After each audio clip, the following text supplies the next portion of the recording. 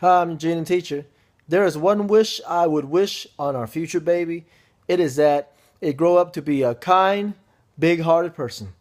You see, one night Jesus was at the house of a Pharisee who had invited him over for dinner. And during the night, a woman had come in who had heard of Jesus. And she clung to Jesus and started crying all over him. And her tears fell from her cheeks and landed on his feet. So she tried to wipe his feet off of her tears with her hair, but that only made a big mess of things. So finally, she had to pull out some perfume and started perfuming his feet.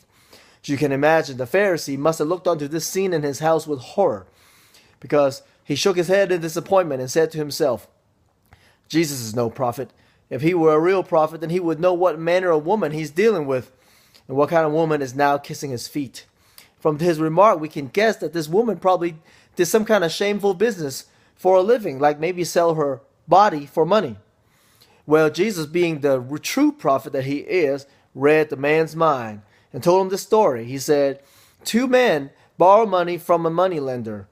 First man borrowed 500 denarii and the second man borrowed only 50. Now, because neither one was able to pay off their debt, the lender decided to forgive all their debts.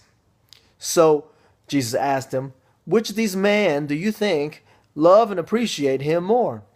And the Pharisee said, well, probably the guy that was forgiven 500 denarii. And Jesus says, that's right. See, he who is forgiven much loves much, but he who is forgiven little loves little. Jesus says, since I've been in your house, you have not washed my feet, you have not perfumed my feet.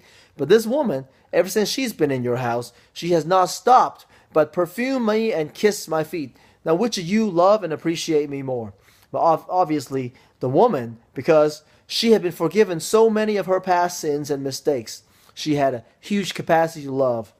Now, I don't mind if our future baby makes its fair share of mistakes along the way, because that just goes with the territory of living a good life. But I do hope that it grows up to be a big-hearted, kind person, because he who is forgiven much will love much. I'm Eugene, teacher, with you today's inspirational message.